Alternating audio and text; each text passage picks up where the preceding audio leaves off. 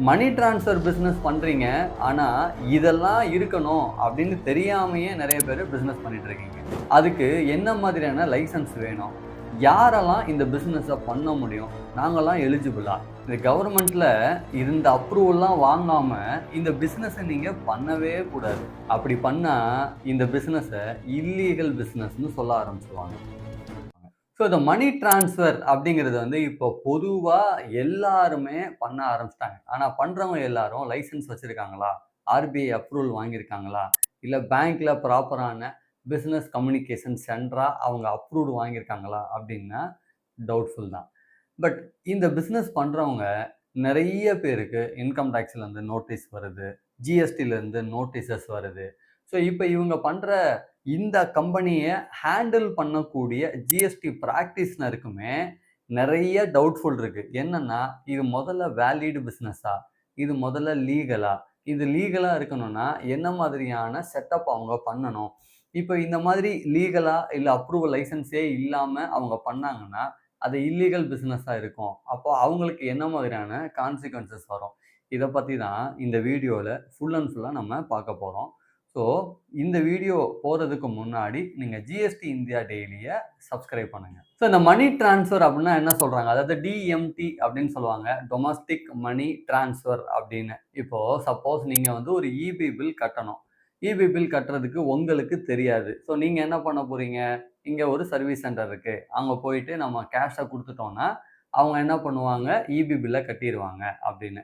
அப்போ நீங்கள் அவரை கொடுக்குறீங்க, கேஷ் கொடுக்குறீங்க, அவர் உங்களோட கேஷ் அக்செப்ட் பண்ணுறாரு, உங்களுக்காக அவர் இபி பில் கட்டி கொடுத்துறாரு. ஸோ இதில் எந்த விதமான ப்ராப்ளமுமே இல்லை. பட் ஒன்லி திங் இஸ், அந்த கேஷ் அவர் வாங்கலாமா, வாங்கி அவர் பேமெண்ட் பண்ணலாமா அப்படின்னா அதுக்கான லைசன்ஸு தான் இது. ஸோ இங்கே என்ன சொல்கிறாங்க அப்படின்னா, when you are receiving public money, அதாவது நாம் ஜென்ரலாக ஒரு பப்ளிக்ட இருந்து நீங்கள் பணம் வாங்குறீங்க, அது யாருக்காக வாங்குறீங்க? அவங்களுடைய தேவைக்காக வாங்குறீங்க. நீங்கள் அவங்களுக்கு எந்த விதமான சர்வீசஸும் பண்ணலை. ஒன்லி சர்வீஸ் நீங்கள் என்ன பண்ணுறீங்கன்னா, அவங்களுக்கு இந்த சர்வீசஸை பண்ணி கொடுக்குறீங்க. அதுக்கான அமௌண்ட் வந்து 1%, 2%, இல்லை 5%, இல்லை 10% நீங்கள் கமிஷனாக ரிசீவ் பண்ணுவீங்க. இப்போ அந்த கமிஷன் அமௌண்ட் மட்டும்தான் உங்களுடைய இன்கம். ஆனால் இந்த என்டையர் அமௌண்ட், ஒரு இபி பில் கட்டுறீங்க அப்படிங்கிற 2000மோ 5000மோ அது உங்கள் பணம் கிடையாது. அப்போ அது கஸ்டமரோட பணம்.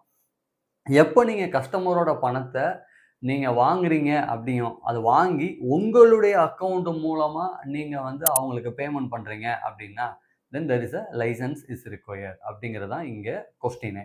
ஸோ அப்போ இவங்க என்ன கேட்டகரியில் வராங்க அப்படின்னா, not only EB bill, even இப்போ வந்து கையில் கேஷ் கொடுக்குறாங்க, அவங்களுக்கு வந்து அவங்க பையனுக்கு அனுப்பணும், பையன் வந்து வெளியூரில் படிக்கிறாரு, அவரோட பேங்க் அக்கௌண்ட்டுக்கு அனுப்பணும் அப்படின்னா, இங்கே 10,000 கொடுத்தா அவங்க பையன் அக்கௌண்ட்டில், பேங்க் அக்கௌண்ட்டில் 10,000 கிரெடிட் ஆகுது. ஸோ இந்த சர்வீசஸும் அவங்க பண்ணுறாங்க.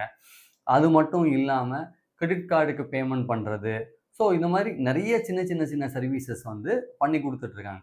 பட் இந்த பண்ணுறதுக்கு வந்து அவங்க கண்டிப்பாக பிஸ்னஸ் கரஸ்பாண்டன்ஸ் அப்படின்னு சொல்லுவாங்க. இந்த பிஸ்னஸ் கரஸ்பாண்டன்ஸ் அப்படிங்கிற லைசன்ஸ் வந்து அவங்க வாங்கியிருக்கணும். சார் இது எப்படி சார் வாங்க முடியும் அப்படின்னா, ஸ்ட்ரைட்டாக நீங்கள் போய் ரிசர்வ் பேங்க் ஆஃப் இந்தியாவில் வாங்க முடியாது. பட் இதை அப்ரூவ் பண்ணுறது ரிசர்வ் பேங்க் ஆஃப் இந்தியா தான்.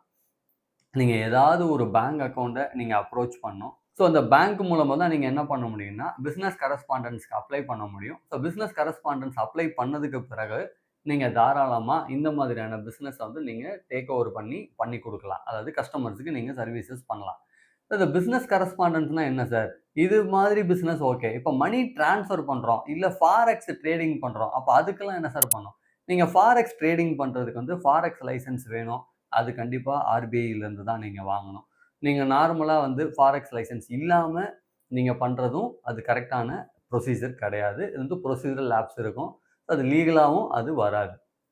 அப்போது வென்எவர் நீங்கள் வந்து இந்த மாதிரியான ட்ரான்ஸ்ஃபர் ஆஃப் பிஸ்னஸ் பண்ணும்போது டெஃபினட்டாக பிஸ்னஸ் கரஸ்பாண்டன்ஸ்னால் நீங்கள் ரிஜிஸ்ட்ரேஷன் பண்ணி வாங்க வேண்டிய கட்டாயத்தில் இருக்கீங்க. சரி, இப்போது இந்த மாதிரியான பேமெண்ட்ஸ் எல்லாம், அதாவது இந்த மாதிரி மணி ட்ரான்ஸ்ஃபரோ இல்லை இபிஓ, ஸோ ஏதோ நம்ம கட்டணும்னு நினைக்கிறோன்னா, இதெல்லாம் யார் பண்ணலாம் அப்படின்னா, ஆர்பிஐ ஆத்தரைஸ் பண்ண பேங்காக இருக்கலாம், அல்லது ஆர்பிஐ ஆத்தரைஸ் பண்ண பேமெண்ட் சிஸ்டம் ஆப்ரேட்டர் அப்படின்னு சொல்லுவாங்க, அவங்களாம் இருக்கலாம்.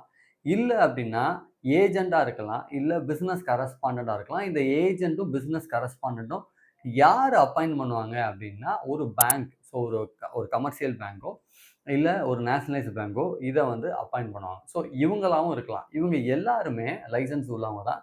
இவங்கனால இந்த டிரான்சாக்ஷனை வந்து தாராளமாக பண்ண முடியும். இவங்கள பொறுத்த வரைக்கும் இவங்க என்ன இன்கம் அப்படின்னு பார்த்தீங்கன்னா, கமிஷன் என்ன ரிசீவ் பண்ணுறாங்களோ அதுதான் இன்கம். சார் நான் ஈபி பில் கட்டி கொடுத்தேன்னா ரூ. 20 சார்ஜஸ் பண்ணுவேன். இல்ல நான் இங்கேருந்து பேமெண்ட்ட வந்து அவரோட பையனுக்கோ இல்ல யாருக்கோ பணத்த நான் கேஷா வாங்கி ட்ரான்ஸ்ஃபர் பண்றேன் அப்டின்னா, அதுக்கு நான் ரூ. 120 வாங்குவேன். ரூ. 10,000னா. ரூ. 10,000க்கு மேல போச்சு அப்டின்னா ரூ. 200 வாங்குவேன். ஸோ இது வந்து ப்ரொசீஜர்.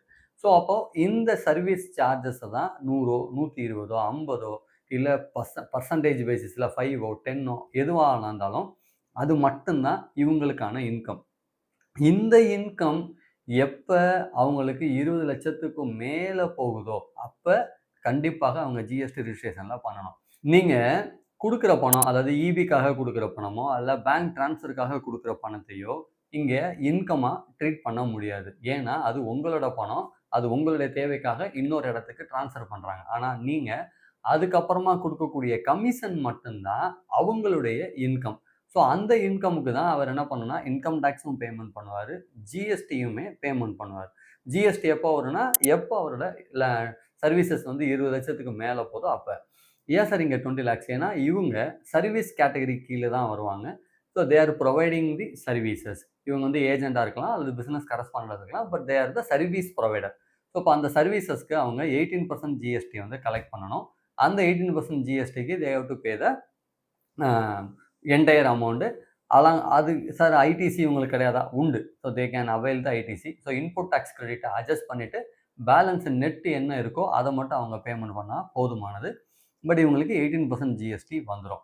என்ன சர்வீஸ் இன்கம் அப்படின்னு காட்டுறாங்களோ, அதுக்கான ஜிஎஸ்டி இவங்க கட்டணும். ஸோ இங்க என்னன்னா, நெறைய பேரு இந்த பிசினஸ் பண்றாங்க. ஆனா இந்த பிசினஸ் பண்றவங்களுக்கு இதனோட அவேர்னஸ் இருக்கா? இந்த மாரி லைசென்ஸ்லாம் நான் வாங்கணும் அப்படின்னு தெரியுமா? அப்படின்னா, நெறைய பேருக்கு தெரியல. தெரியாமயே என்ன பண்றாங்கன்னா, இந்த பிசினஸ் பண்ணிட்டு இருக்காங்க.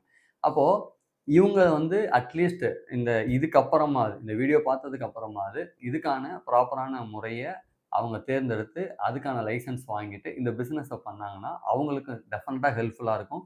அவங்களோட பிசினஸையும் அவங்க நெறைய டெவலப் பண்ண முடியும். ஸோ இதில உங்களுக்கு சப்போஸ் ஏதாவது டவுட் இருக்கு, இல்ல இதில இன்னும் உங்களுக்கு டீட்டெயிலா வேணும் அப்படின்னு நெனச்சீங்கன்னா, கமெண்ட் பண்ணுங்க. டெஃபினட்டா நான் அதுக்கு ஆன்சர் பண்றேன். சப்போஸ் இல்ல நீங்க கேட்கறது வந்து இன்னும் டீட்டெயில்டா வேணும்னா, நான் இத பத்தி இன்னொரு வீடியோவா கூட நான் போடுறேன். ஸோ இந்த மாரி உங்களுக்கு தெரிஞ்ச நெறைய ஃப்ரெண்ட்ஸ் இந்த பிசினஸ் பண்றாங்க, அல்லது இந்த பிசினஸ்ல டிரான்சாக்ஷன் பண்றவங்க நெறைய பேர் இருக்காங்க அப்படின்னா, அவங்களுக்கு இந்த வீடியோ ஷேர் பண்ணுங்க. டெஃபினட்டா அவங்களுக்கும் இது ஹெல்ப்ஃபுல்லா இருக்கும்.